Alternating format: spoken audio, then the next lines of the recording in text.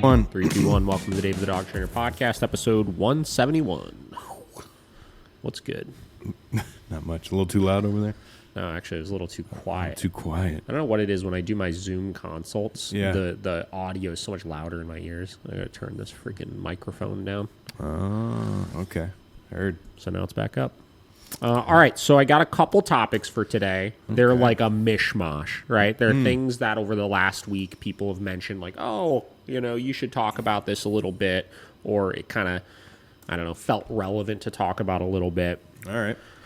I don't know exactly where I want to start with it, so let's just start. How about that? Sounds good to me, buddy. All right, so first one. So we've got, also, I think I'm killing it with the getting right into the topic thing. You are. I think I'm killing it with it. Yeah. People enjoy it. People enjoy it. They said, shut up and tell me about dogs. We don't want that personal life shit. Okay, so first one. So a lot of these I feel like are kind of sparked around the same general topic, which is like massive life changes and dogs. Okay. Okay, right. Now, what could that be, right? The three that I have down here that are all like kind of individual stories or whatever are pertaining to massive life changes of moving in with a significant other that has dogs and you have dogs, right? Having a baby, right? And bringing a baby into the house. Yeah. Adopting a new rescue dog, right? Adding a second dog to the household just in general, but in this particular case, bringing a new rescue dog into the house, right? Yeah. Or massive or traumatic or whatever, big events that happen unexpectedly in your life that take all of your attention away from your training, your dog, whatever it may be. Right? Okay. And I want to just kind of go through these, and today is going to be the kind of Cliff Notes version of go through them and just give some tips and tricks, tell some stories, stuff like that. And kind of, give you the broad summary of all of these. And then maybe what we'll do is over the next couple of episodes, we'll dive really deep into each one of them. Okay. Right? So let's start off by what started this, right? Well, what started this is there's three individual people that I either know or am working with that have experienced all of these situations, and we've been coming up with solutions on how to help them navigate those situations, right? Yeah. So let's start with one.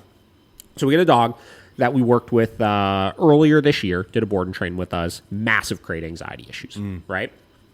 Helped him totally get past it, right? Did phenomenal, like literally like not even a single problem, right? Yeah. We even had like a review from the client that was like, oh my God, this is how incredible this dog is doing, whatever, blah, blah, blah. So about 2 months ago, I just found this out yesterday through one of my trainers. It's a client that one of my trainers is working with, right? Yep. Just found out yesterday, 2 months ago, this individual's child, their son, right, adult son, had like a massive brain injury or something. Oh, right? Like serious, like horrible, whatever thing happened, life-altering. right? Life-altering thing happened, right? Uprooted this family's life. They had to move from Cleveland out of state somewhere to go be with the son, to help him go through, the recovery process, surgery, get back on his feet, physical therapy, all that kind of stuff, right? Yeah. And basically in this process, the dog has made a complete 180 in the wrong direction. Yeah. Right? Like reverted right back to like really terrible crate anxiety issues, right? Just struggling with the issues all over again. Yeah, for right?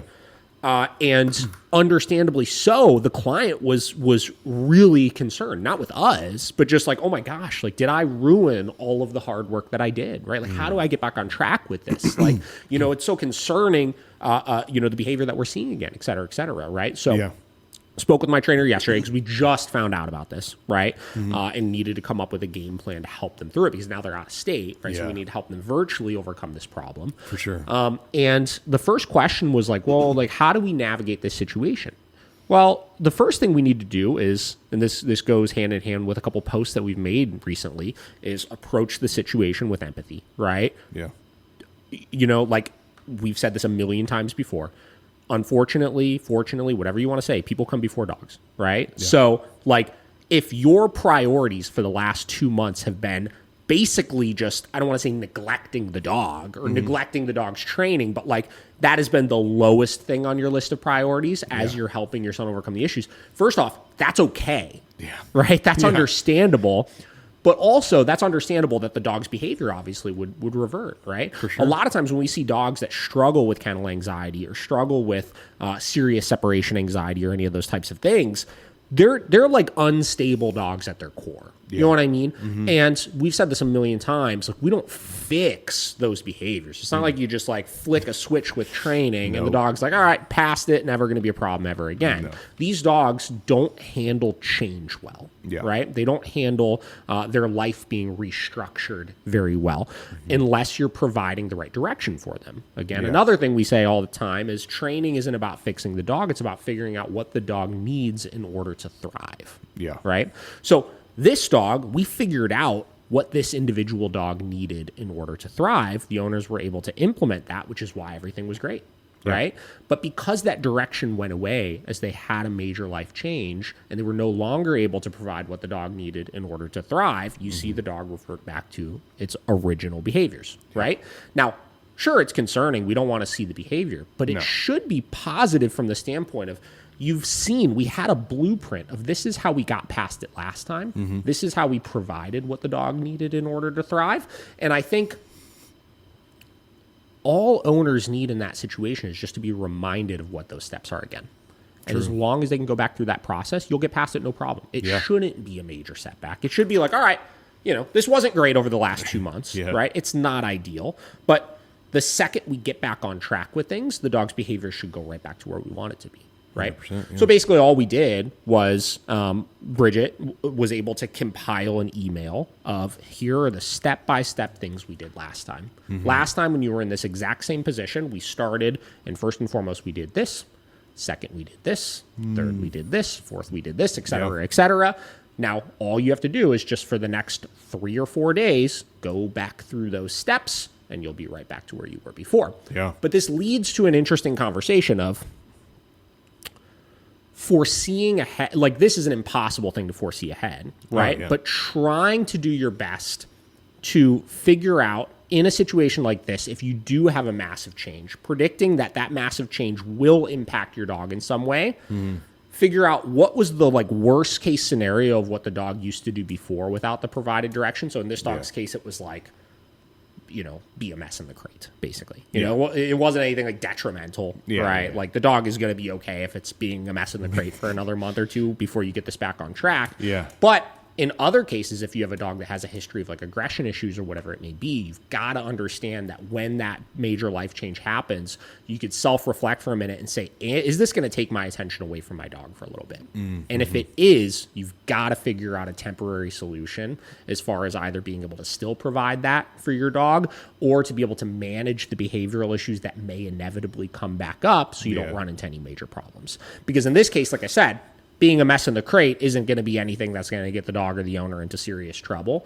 But biting somebody because you stopped providing the direction that the dog needs might be, right? Or, et cetera, et cetera, et cetera. So that's kind of situation number one is, it's hard because, like I said, I look at this empathetically and I'm like, oh my God, horrible, tragic, major life thing that happened to this owner. Of course that's going to take your time away from your dog.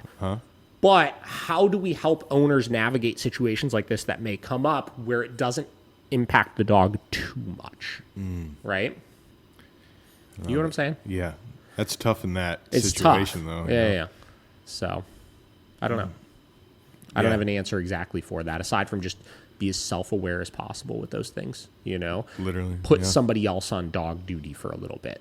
That would be a good one. You know what I'm saying? Like, a lot of times we talk about, like a check-in, check-out system with people. Like, inevitably, there's, I feel like, one party in the house that really heads the show on dog training, And if that person is going to be tied up for a little bit, you've got to pass the torch, right? So, like, generally, if my wife is on dog duty with the dogs and she's going to be really preoccupied for a little bit, on a minor scale, of like we have a bunch of people over the house and the dogs are out, she'll pass the torch and literally like tap me in like, hey, you're in charge of the dogs right now, right? So you're up, right? Like, do the things that you need to do to help these dogs so that their attention can be taken away from it, right? Some people and families will do that with parents, and then if they have like adult children in the house, they'll have them they'll all kind of tag in and out. But sometimes it needs to be like a longer term thing, right? Like let's say, I don't know, let's say you have you and Devin got Bender, right? And let's say Devin usually heads the show on Bender's training, right? And she's gonna, I don't know, for 3 months study ridiculously hard for some certification course she needs to take in something. Okay. Right? Yeah. Obviously, that's going to take a lot of her attention away from the dog. Yeah. Right? Or let's say her mom gets really sick and she needs to go care for her for 6 months. Yeah. Right? That's obviously going to take away from all the attention that she's able to put into Bender. Yep. Right? That has to be discussed amongst the household. We have to keep it in mind enough to say, you know what, Josh, for the next 6 months, it's your responsibility to make sure that this dog doesn't regress too much with its training. Yep. Right? And I'm sure it's easier said than done in those situations, but you've got to be mindful of that. Got to be mindful of that if you don't want to run into major setbacks. And when I say major setbacks, like I said, you can always get back on track with things. Yeah. But sometimes I think even though it might be easy to get back on track from the standpoint of, all right, we wrote out these bullet point things, all you got to do is go back through these steps, right? Sometimes, though, that seems so easy, mentally, psychologically, it's really hard for an owner to look at their dog and be like, oh my God, you've regressed so much, and I've got to do all this work to get you back on track. You know what I mean? Yeah, like that sometimes is the hardest part. Yeah. It's like we were just talking a minute ago about like working out and dieting, right? Like how many times have you started a diet or a workout program and it's like you make so much progress and then you stop for 2 months, right? And then it's like, well, all you need to do is just do it again. Yeah. Right? But it's like psychologically, it's God, I came so far and then lost it, right? Yep. So it's like so mentally hard to just start doing it again. Yeah. Right? It really is. As opposed to when you're in the groove with it and you don't stop, maybe a day or here or there or whatever, but like you're on it consistently. You don't have a major setback of 2 weeks, 3 weeks, whatever it may be. Yep. It's easy to just keep the momentum going then at that point, right? 100%, yeah. So I think that's really the key with it, is not that it's tricky to get back on track from the physical things that you need to do, but mentally overcoming the hurdle of like, I made so much progress and then lost it. Yeah. Putting in the work to then get that progress back can be, I think, really, really taxing on people sometimes. Yeah, especially, I mean, the more important the problem is that got fixed, that you have to redo, I think the more you feel bad about it. Yeah. You know, like if you have an aggressive dog or you know, create anxiety or anything like that, like you're just like, oh, I failed, you know, because it was such an uphill, like they feel like it was such an uphill battle to get where they are. So it's like the worse the problem, the harder it is to get, for you mentally to think you can get back there. Yeah. 100%, which kind of leads to thing number 2, right? So thing number 2 is I have a client I'm working with right now. Has 2 dogs, did boarding trains with both of those dogs. Like, I'm trying to think, it might have even been Heights Canine when they did their boarding train. Oh, okay. Right? Oldie. Ginger, you remember Ginger? Yeah. How long ago was that? That was fucking forever ago. It was like 2018, 2019, something like that. So literally a long time. Yeah, it's been a long time. So whoever, Ginger's owner, they have another dog as well, Quinn, right? Okay. Ginger's owner just did a double whammy of life changes. Oh, really? Okay, so is now like 2 months away from having a baby. Oh, right. And also just moved in with her significant other, who is the father of said baby, obviously, that also has 2 dogs. Oh. That they never lived together before, obviously. Oh, boy. Right? Yeah. Big changes. 2 major changes, right? Yeah. Bringing a baby into the house is, you know, a big change for your dogs, but also having 2 dogs now move in with 2 other, it's not even like 2 dogs and 1 dog or 1 dog and 1 dog. It's 2 dogs and 2 dogs, right? Like, damn, that's a big fucking change with things. Yeah. Right? It's a busy household. It's a busy household, right? And, you know, whatever, you know, I'm helping them out, you know, and, you know, they were a little late on the game as far as, you know, figuring out, Yeah. I don't know, maybe, you know, as far as, you know, figuring out exactly how they're going to navigate this situation. We're on a little bit of a time crunch with things. And Ginger historically has been really tough with new dogs as well, right? Okay. The other 2 dogs have no training on them. right? So it's just been a whirlwind of navigating this, right? sure. So for the last maybe month, I've been coaching her through like, hey, this is how we start getting these dogs acclimated with each other, you know, et cetera, et cetera. And things were going really good, right? No incidents. The dogs were getting, you know, starting to develop a relationship with each other. And like a couple days ago, they had something kind of slip a little bit.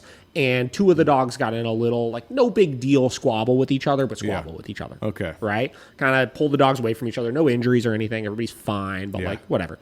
And she texted me about it the next morning and was just utterly defeated. She was just like, this is such a big setback. We made so much progress over the last month. Yeah. Will we ever get past, you know, like one of those kind of things. Yeah. And it's like, I look at that situation and first I remind them, like, it's like we talked about in the last situation, like, it's a little bit of a setback, I guess, but like as long as you treat it like it never happened, you learn your mistake of like, you learn your lesson of the mistake that you made that led to it, and then progress forward. Yeah. If anything, it shouldn't be a setback and it should be an area of growth because you realize where the problem was. Yeah. Right? Exactly. But mentally, like you were saying, something like that, it's impossible to feel like, God, we came so far. We had a month, no issues. They're starting to do good with each other. I even, like, just a couple days before the incident was speaking with her, and it was like, things are going pretty well. You know, we're making a lot of progress. Like, they're learning to respect each other's boundaries. You know what I mean? Like, everything was going good. And then this is just like, it feels like such a gut punch with it, which I understand. I completely understand. But the psychological getting past it is the hardest part with it. It is. Right? Yeah, that's tough. Jesus. I know. And it's just a lot of change too, you know. And like I said, it's 2 months away from having a baby. So like getting back to passing the torch then, right? Like when baby comes, she's going to be preoccupied and not able to do a lot of this stuff. So that torch is going to have to be passed. Yep. You know what I mean? And that gets into the second hardest part, which is like when you integrate two households of dogs, so many of the problems that come with that. Yeah. Right? Yeah. We see in many cases, and a little bit in this situation as well, where, you know, one party will kind of feel like, you know, my dogs are fine. There's no problem with my dogs, right? It's your dog that is the issue here. So like you need to fix it kind of thing. Yep. And this is not just them. This is many, you know, couples when they move in together that have multiple dogs with each other. And I think we even just got a comment on Instagram or TikTok or something like that. I won't be able to find it right now, but it was somebody that basically said the same thing of they were describing an issue they had in their household with their significant other, right? And they were describing the issue as my dogs do this and his dogs do this, and you know, his dog has a problem with this, but my dog has a problem with it. Like that's how they were describing everything. And they were basically asking like, what's your advice on how to get past this? And I said, first and foremost, there's no more my dogs, his dogs. Yeah. It's not. This is our pack of dogs right now. Yep. Right? And it has to be viewed as such because, man, both from the standpoint of everybody being a little biased when you're talking that way of like my dogs aren't really the problem, your dogs are the problem, or vice versa, or whatever it may be. Both from that standpoint, as well as viewing it as they're still living under individual sets of rules and boundaries, as, you know, only one party is in charge of certain dogs and the other party is in charge of other dogs. Like it will never work that way. You know what I mean? No. Like when Kate and I moved in with each other, you know, she had her dog, I had my dogs, but the second that they became a pack, it was like, we're treating this as a collective, like all of you guys live together. Yep. You're all dog siblings, if you will, right? Which means that we have to treat them the same, right? And understand that pack dynamics are a very real thing. And you could have the most social dogs in the world. Like forget, you know, in this client's case, that one of them kind of had a little bit of an issue with dogs in the past. Pack dynamics create all sorts of different problems where you could have two of the most social dogs that you put them together and there could be problems under the wrong circumstances. I shared the story about with our dogs, right? How Deli and Vera, her pit bull and my pit bull, when they first met each other, they got in two horrible dog fights with each other. And these are two dogs that were pretty social outside of this these isolated incidents that they had. Yeah. A little quirky here and there maybe, but like no major, like I wouldn't consider either of them dog aggressive by any means, by any stretch of the imagination, right? But the pack dynamics, right? The way that we're interacting with the dogs, the rules that we're setting, like, all of that contributed to these fights happening. Yeah. Right? And if we were viewing them separate, we would look at it from the lens of, oh, this dog had the problem, so we got to fix this dog, as opposed to, why does this pack not feel collective, right? Why does this pack not feel, together and safe and secure around each other? Or why do they feel like they need to compete with each other or any of those types of things, right? Yeah.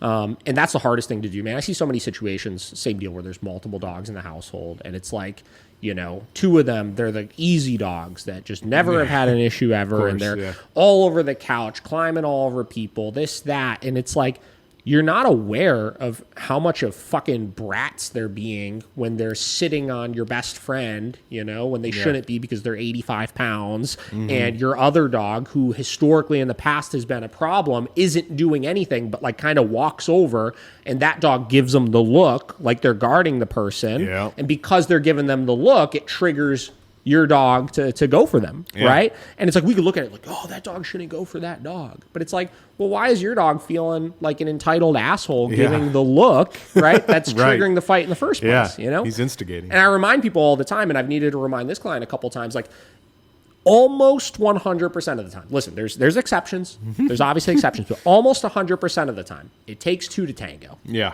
Right? It takes two to tango. Yep. Very rarely does like an aggressive outburst truly come out of nowhere when the other dog is absolutely 100% completely minding their own business. Yeah. And even in those circumstances where that does happen, usually there was patterns of behavior leading up to that point where it was a little bit more two-sided. Yeah. Right? And then it hits a point where the other dog just starts trying to beat the other one to the punch with things. Yeah. 100%.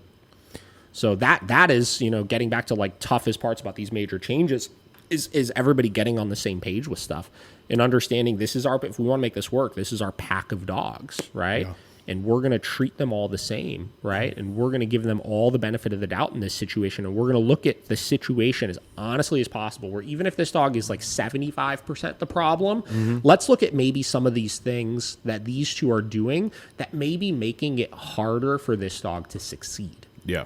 Right? For sure. Even if it's not aggression, even if it's not a major problem, even if it's just maybe a little bit of over arousal, right? When people come over the house, or a little bit of nonsense at the front window or whatever it may be, though it's never become a problem historically in the past, we know that's triggering to this dog. So let's look at it and let's be really honest about how can I help, right? How can I, even if you do think your dogs are perfect, what can I do with these dogs to help make it a little bit easier for this dog, right? And unless you can hit that point where everybody's on the same page with it, damn, will it be fucking hard to get past. And and for this situation, like the significant other has never had dog training. No. So like and so far I'm scheduled to go out there in like I think this coming week, because so far, like I said, it's been literally years since we trained these dogs. I don't see them at all. Like they live, I think, down by you know, somewhere down that way. I think so, yeah. I so far everything has been just via like sending voice memos back and forth, like, hey, I have this problem with this, and I give a couple tips, you know. So I really want to see, this is the thing I've said, because right now it is very much a situation where I think both parties to some extent kind of view the one dog as the problem, right? So I really want to get in there and see like what else is going on. Yeah, for sure. Because I just feel like there's probably more to the story than just that. Yeah. But it's tough, because then you get in this position where it's like, God, like you got the pressure of babies coming, right? Yeah. Like, holy shit, like what do we do about that? I know. We got the pressure of, obviously, the significant other doesn't want to see anything bad happen to the baby, obviously, which, not that that's really much of a concern right now. This is a dog issue, not really a kid issue, right?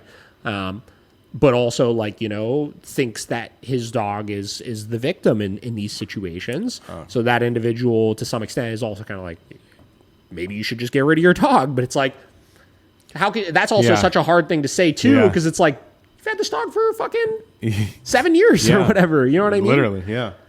So it's just tough. Like those are such tough situations to handle. And, you know, like I find myself a lot of times in those situations, like trying my best to kind of play mediator, you know? So. Yeah. I was going to say, like, because I know we've talked about this before, not just this person, you know, these clients, but other people where it's when they move in with someone and that dog and that person have never thought about dog training. They're like, it's fine. It's whatever. So like, what's that conversation look like to like, hey, we got to figure something out to make our dogs mesh. You know? I've got to have like some truth to work with going into it. Yeah. Right. Because like I said, I've never met this individual before. Yeah. I've never met his dogs before or anything. So like this situation, let's say it is how I'm suspecting, which is, you know, there's things that he probably can do with his dogs to help them like get back on track with things. For sure. I've got to see firsthand and be able to point out this is the problem. Yeah. Right. For sure. You know, I've had a lot of situations before where I go there and yeah, same deal. When I walk up to the front door, you know, the problem dog is politely holding a bedstay in the corner, right? And then the not problem dog is just doing whatever the fuck it wants to do, jumping all over the front door and like not leaving me alone when I come in and stuff. And I'm just like, well, look, like right now, look at how good this dog is being and look at how much of a pain in the ass these dogs are being. And it's like, this dog's trying its absolute hardest right now to keep it under control, but these ones are making it really challenging to do so. Yeah. Right?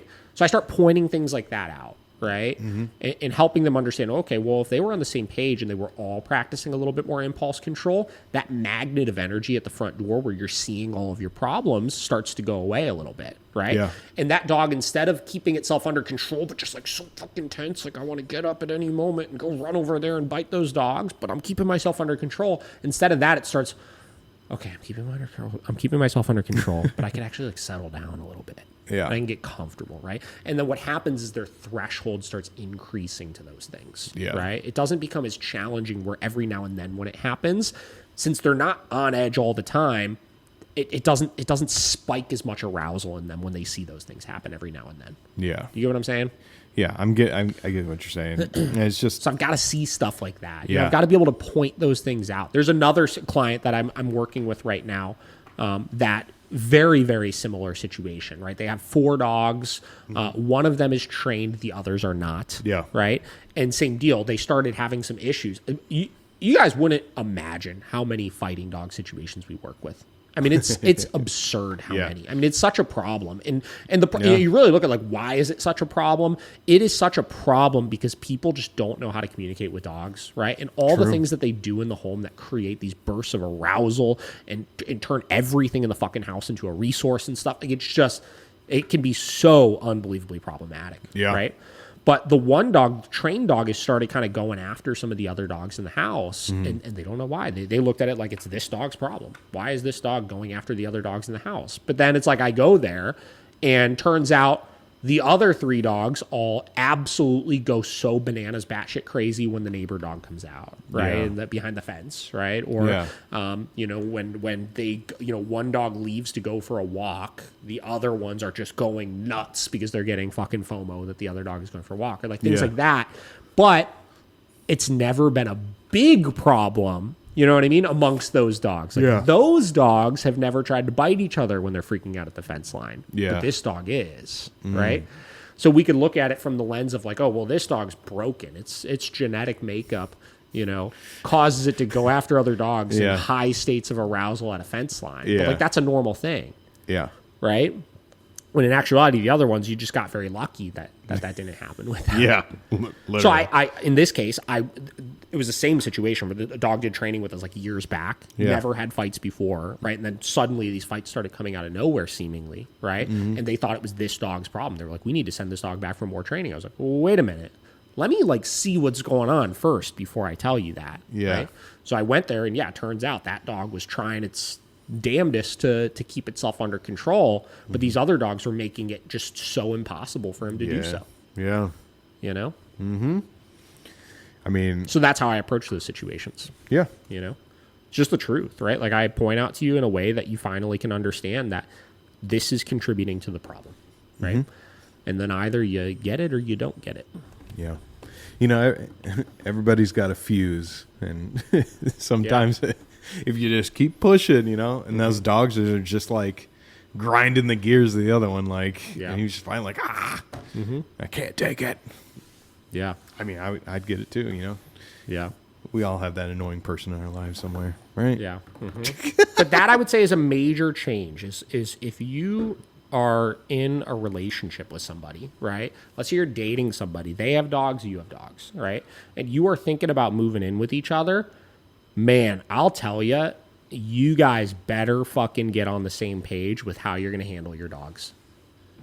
Your collective dogs. Yeah. You know?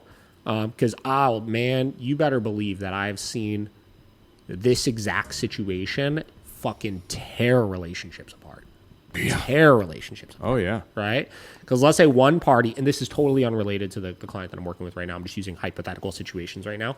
But let's say, like, you got a situation where you got a dog, somebody else has a dog, and that dog has no training, your dog has training. You've tried really hard to help your dog overcome issues and put them in good social situations and stuff. And now you're stuck needing to put your dog with this untrained dog, right? And because the dog is untrained, even though the dog is not a major problem, might be just like a little bit of a psycho, right? Yeah. It's triggering your dog to start going after the dog because you didn't get on the same page as far as what you need from the dogs, right? Or from your relationship with the dogs in order to thrive.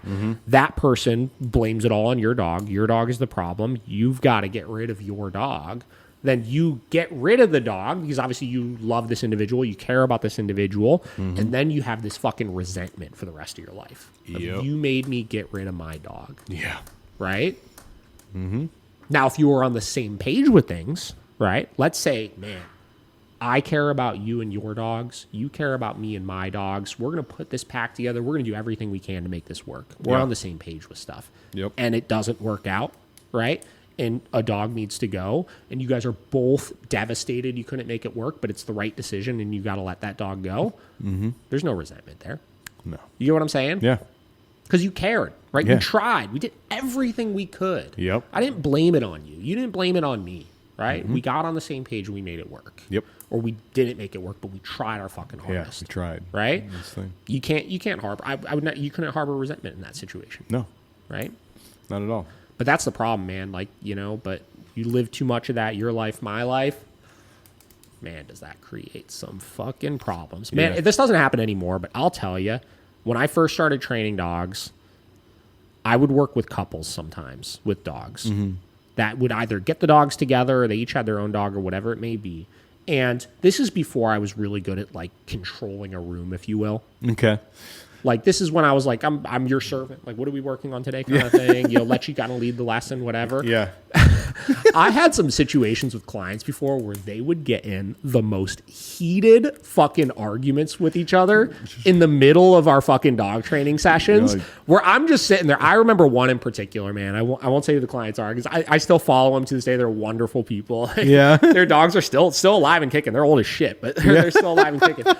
And I remember we're in this lesson and the husband like goes out to the car and the wife is like, you've got to talk to him. He's just not fucking doing anything. Whatever. I'm like, oh, okay. Yeah, we'll kind of talk about it a little bit. And then like vice versa, it switches. And then like he started like complaining to me about her. Right. And I'm just kind of like, all right, you know, we'll get there. We'll talk about it when everybody's back together. And then we're like doing something. And at some point, the fucking conversation like came up and like the woman was like, she was like, I'm sitting there like working one of the dogs and she's just like, yeah, well, you see how he's doing it right now? Like, you don't ever do that at home. You don't work with the dogs at all, blah, blah, blah. Damn. And then the guy was like, I remember the line saying, he's like, well, no, like I did it yesterday. And she's like, do you want a fucking cookie?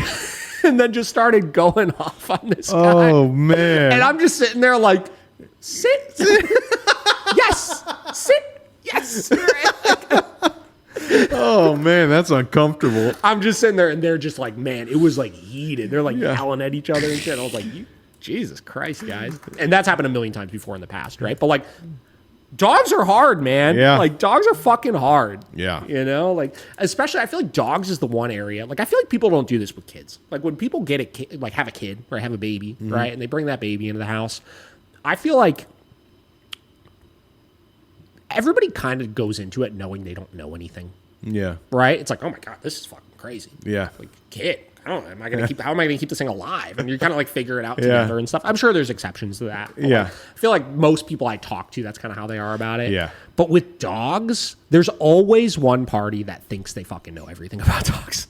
There really is. Right? Yeah. I don't know what it is, but like people don't approach dogs in the same way of like, holy shit, what do I do with this thing? Yeah, you know? right. They just do, yeah, I know what to do.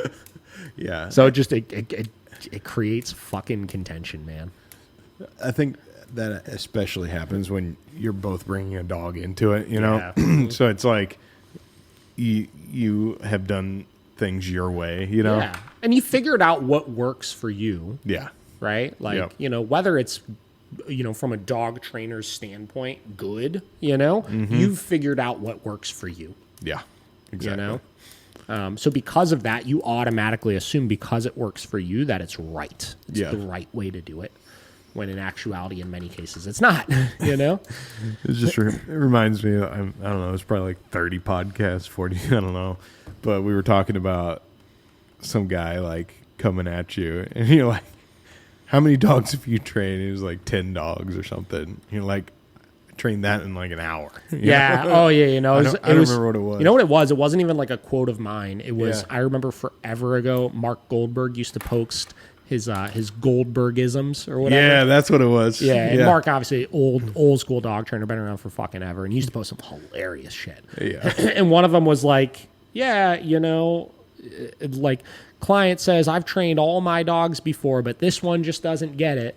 And then Mark asks, oh, well, how many dogs have you had before? And he's like, 15. And Mark's like, I trained 15 dogs today. Yeah. Meaning, like, our sample size is a lot bigger than yours. Yeah. Right? Like 15 is not that many dogs. And that's even a high number. Like how many dogs Yeah. do most people have in their life? Like 10 tops, right? Yeah. If you're older. Right? Yeah. Yeah, but that's that. Like a lot of people have that mentality of like, Yeah. I grew up with dogs. Grew up with them. Yeah. Oh. You sure did. You want a fucking cookie? You sure did. Yeah. Do you want a fucking cookie?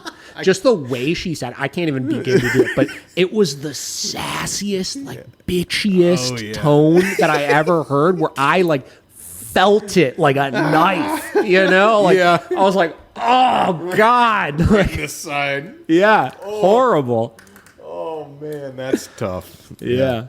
He should have just been like, yes, ma'am, after that one. Yes, I would like a cookie, please. Yes, I would. Oh man. Yeah, that was wild. And I was so fresh in dog training. I think I probably was working for Rob at the time still. Oh Like, man, that's earlier. Yeah. So I was like real new at this and I'm just like, I don't know what to do right now. I don't think anything prepares you for that. Yeah. You're like, Worked out fine though. We ended the lessons great. They did awesome. Dogs are good still. and they're good to this day. Huh? Yeah. Uh-huh. There you go. So that was about that. Nice. Yeah, like, so again, massive life changes. We talked about, obviously, big, serious life things that happen that take your attention away from your dog. You know, we talked about, health issues in the family. We talked about moving in with a significant other with things. Having a baby is a big one. We've talked about a million times. That's one people really want me to get into like a full episode with, so maybe I'll do that next time. The old dogs and babies. People get really concerned about that one. They get, Yeah. they don't know what to do. And there's so much conflicting information of like what to do with your dog, with your new baby. Of like, introduce it and smell it. And like, how many videos do you see on TikTok of people with the fucking baby? Like, here you go, dog, smell this thing, check it out. And then they're like holding the dog kind of back while letting them to sniff. And getting back to like we talked about the one time with on-leash greetings and how you train protection dogs. Yeah. That's the same thing, right? I want to eat it. I saw a video or a picture the other day. That same deal was like a baby carrier on like a coffee table, and the dog is like on the coffee table, like fully stretched into the carrier. And they're like, "Oh my God, look at how sweet! He's just licking the baby and stuff." It's like, tell everybody again, my 2-second crash course into babies with dogs. Don't introduce them. Yeah. Your job is not to say, hey, be friends with this thing. Your job is to tell your dog, don't worry about this thing. Yeah. Right? So pretend like nothing is new is happening. Yeah. Baby comes into the house. Use your training. Create separation. Don't allow your dog to approach the baby. Resource guard your baby. right? What does your dog do when they resource guard? If they have a resource and you come over to it, they go, hey, get away from this thing. Do that to your dog, right? When you have your baby, when you're on the couch, when it's in the carrier, when it's in the swing, and your dog tries to approach, hey, get away. Hey, get away, right? Or do that utilizing commands, whatever you want to be. And that is immediately telling your dog, do not worry about this thing. It doesn't impact you, because it doesn't impact you. Because until that baby is like much older, they don't need to interact. Yeah. They don't need to interact, right? You want your dog to get comfortable being around the baby, pretending it's not even there. And frankly, you want your baby to learn as it grows not to mess with the dog all the time either. Yeah. Right? Those are the two places there will be problem. Your dog, posing a risk to your baby, or your baby posing a risk to your dog. So the best thing you can do is pretend nothing's happening, right? Yeah. So that's the crash course. When you bring them home, first month, 0 contact. Keep your dog away from the baby. Yeah. Let it get used to being around it, right? And then little by little, you can start having some more freedom where the dog can be up, moving around, maybe a sniff here and there, right?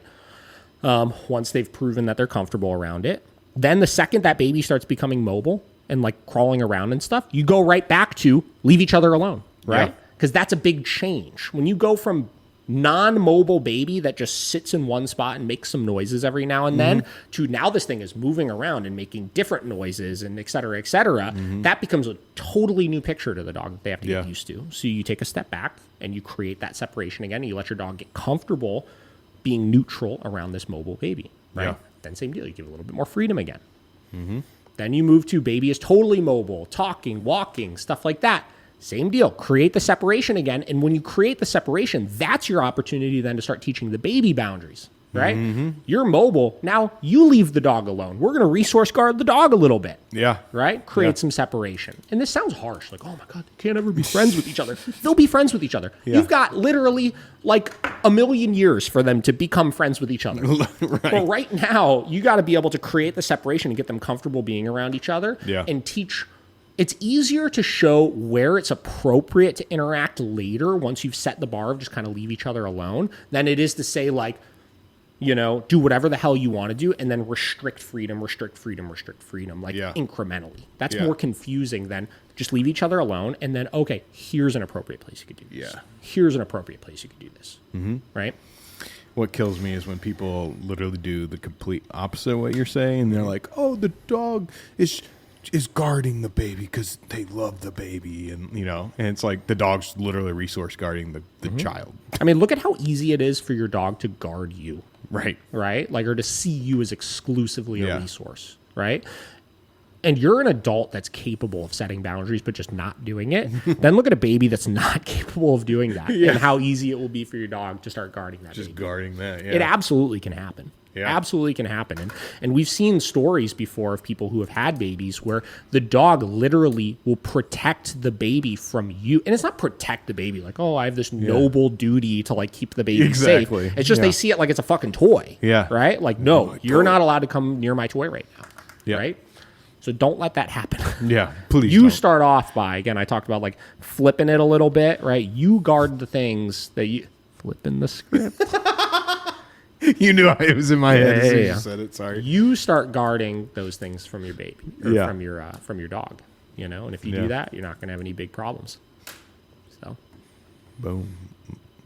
That's about it. I mean, that's my crash course into things. The other one was rescues. So my mother-in-law just got a new dog. Didn't exactly do it how I wanted her to do it, but nonetheless, here we are. Here we are. It's done. And there's a lot of lessons to be learned from her experience with the rescue organization that she wound up getting the dog from. Okay. We'll talk about that next time a little bit as well. She adopted a dog from a rescue that saves dogs from like Kuwait or something. Oh. Which is, first off, unnecessary. Yeah. I'm sure that's a controversial take. People will give me shit over it, right? But let's maybe focus on the rescue dogs that are in the United States right now. Yeah. And then second off, there was just like so little guidance. Like the dog got shipped in from Kuwait. My mother-in-law had to go pick up the dog from JFK Airport in the cargo hold. There was nobody there to facilitate the interaction. My mother-in-law has another dog that obviously they didn't require any sort of meet and greet because the dog is coming from fucking Kuwait. And luckily, so far, I was able to walk her through, let's start off by, and also there's elderly people in the house, right? There's a child that is in the house sometimes, right? And of course, there was no like true testing of how this dog was going to be with all of that. Yeah. Right. So luckily she was able to, her current dog, who's older, like 14, give to the neighbors for a couple of days to watch while she gets used to being around this dog. And it seems like the dog has been pretty good with all the immediate family members and stuff. I think today she's starting the process of introing it with her dogs. We'll see how that goes. But it's just been, there's a lot of lessons to be learned from the standpoint of if you're looking for a rescue dog, or looking to rescue a dog, I should say, how to vet the rescue a little bit. You know what I mean? To see, is this a good organization that's really going to support me how I need to be supported? Yeah. You know? For sure. And it's to be determined right now with this one. I don't know, right? Yeah. I just, based on my outside looking in experience of it, it seems very maybe not ideal, Yeah. you know? Yeah. But we'll see. And I think the girls at the shop did an episode on this recently on the Miracle Canine show of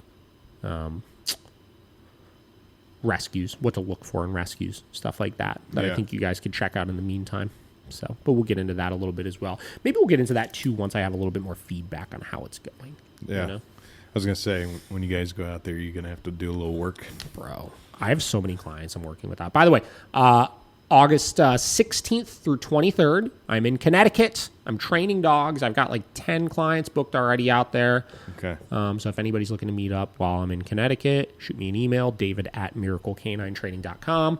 I'm doing lessons. I'm doing business consults. I'm doing all the above. We are looking to start building a little bit of an East Coast clientele.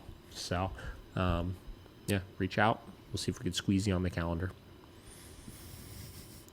You really want that East Coast branch, don't you? Bro, I just want an excuse to hang out in New England during the summers. I knew it. That New England summer life. Yes, sir. Cool. That's all I got. All right. Until next time. Peace. Catch you then.